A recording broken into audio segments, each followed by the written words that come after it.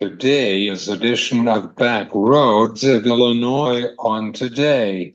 We were Central Illinois agriculture source, and in the Midwest alongside in Central Illinois agriculture, we're glad you're on a Monday afternoon. I'm Cesar Delgado. We were talking about the farm economy and ethanol industry for this moment because of the commodity prices are declining for right now with the harvest season in the Midwest and across the state of Illinois for right now. We were seeing the warm temperature range of 80s and 70s in central Illinois near Peoria and Bloomington. However, some reading in 90s for southern Illinois for corn harvest for last week. This time is your agricultural news and markets update on Back Roads of Illinois. This week is National Farm Safety Week is on this week. Farming is a dangerous occupation of the people who are working for agricultural industry in the United States. We've been watching the grain markets, our reaction for the World Agricultural Supply and Demand Estimate report on Thursday's morning from the Department of Agriculture. The corn yields are 183. 6 billion bushel per acre, and the beans yields is 53. 4 billion bushel per acre. The American Farm Bureau Federation are concerned about the Farm Bill for this year in Washington, D.C. with Congress about the Farm Bill and lowering the commodities markets on this year.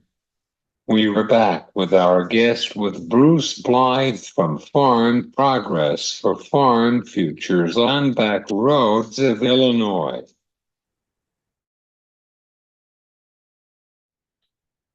We were talking about the farm economy and ethanol industry in Midwest for right now.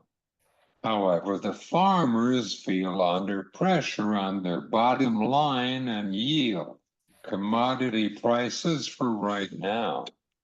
We were here to talk about it with Bruce Blyth from Farm Futures. How are you been?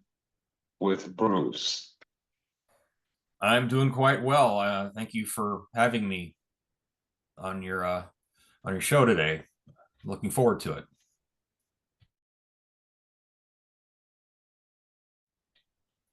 Farm economy is falling into place for right now with tariffs, and demand estimate is lower than previously years. What is your take for it right now? Well, it's really kind of a mixed picture. I think you've got the demand hasn't been too bad for corn. The ethanol producers have ramped up their demand for corn. U.S. corn exports are forecast to they took a pretty good jump last year, 2.29 billion bushels, and they're supposed to be up again in the new crop year. Not by much, but the USDA expects a slight increase. So, we really just could use some more demand, some even greater increase if we can get it. I think that would help prop up prices a little bit, but.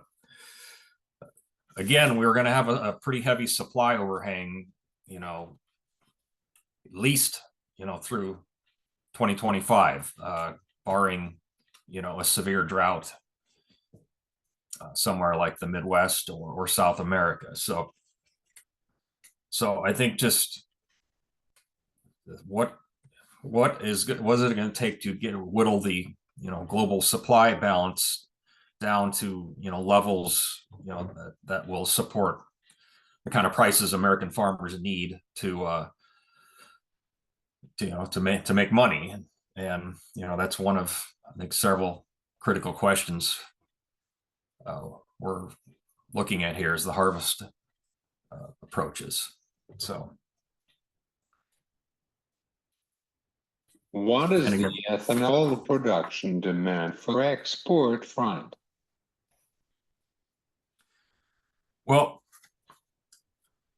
I'm not sure on ethanol exports, but I do know the ethanol industry has been, demand from the ethanol producers has been increasing. It's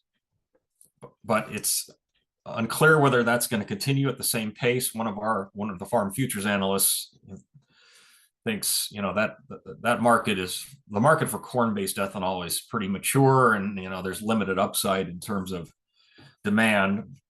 But on the soybean side, there might be a little more promise just due to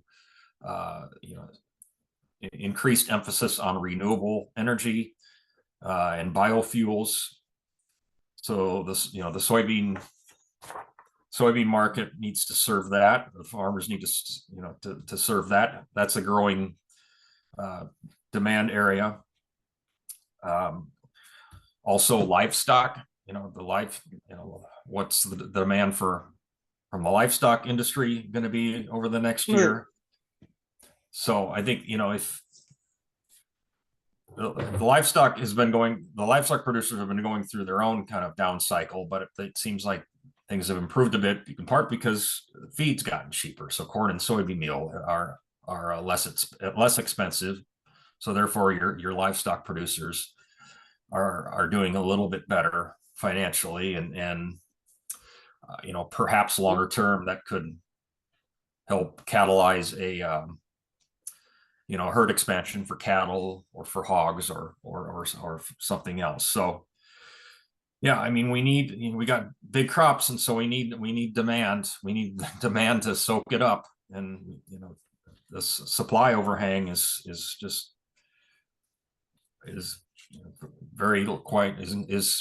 quite likely, or potentially could keep a lid on prices for some time.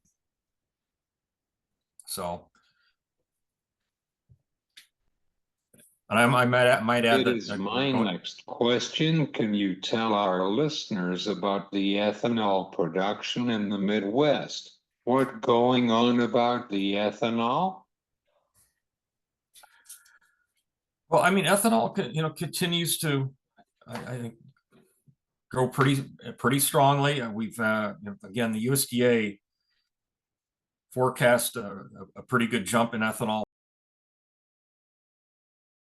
If the harvest actually lives up to these lofty predictions, it's been very dry in the Midwest for the last few weeks, and there's been some chatter that could take the top off of yields in some areas. If we don't get that end of season grain fill that you would typically get if you had more normal precipitation. So I've heard anecdotal reports of farmers who've started harvesting, who've been a little disappointed in their yields, corn.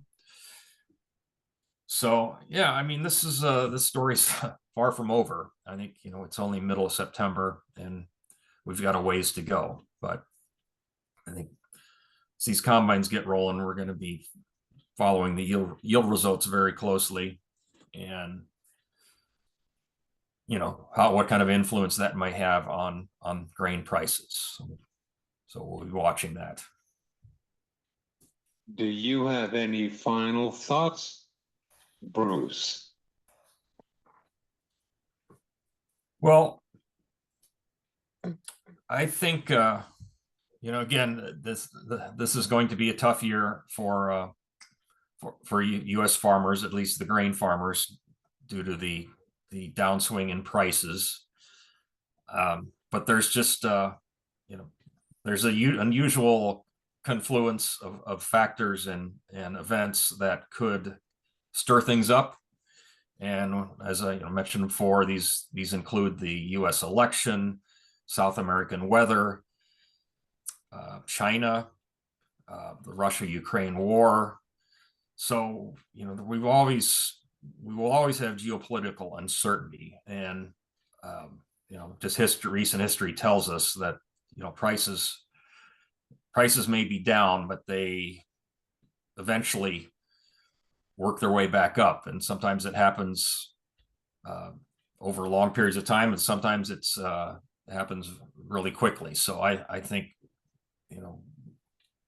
we will eventually see a rebound here. And, meantime, we're just going to see what happens with harvest and follow yield results closely, see how the markets react, and then keep our eye out for these other geopolitical wild cards. Thanks, Bruce. Well, thank you. It was a pleasure to be. This is Bruce Blyth from Farm Progress for Farm Futures on Back Roads of Illinois.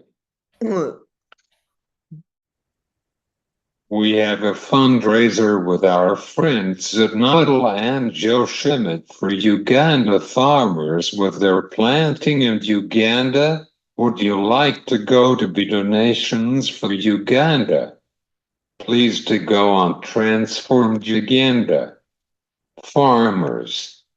Org, I can tell you that they have amazing work for the agricultural in Uganda.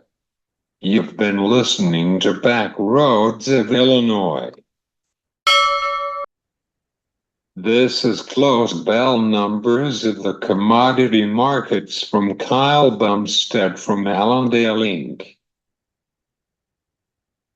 November feeder cattle plus dollar. 375 closing at $235.575. December live cattle minus 15 cents closing at $178.350. December lean hogs plus dollar. 875 closing at $72.175. December corn minus 2 single quote for closing at $4.10 single quote 6. November soybeans minus 1 single quote 6 closing at $10.04 single quote for December. Chicago wheat minus 16 single quote 2 closing at $5.78 single quote for December. KC wheat minus 19 single quote 2 closing at $5.93 single quote 4.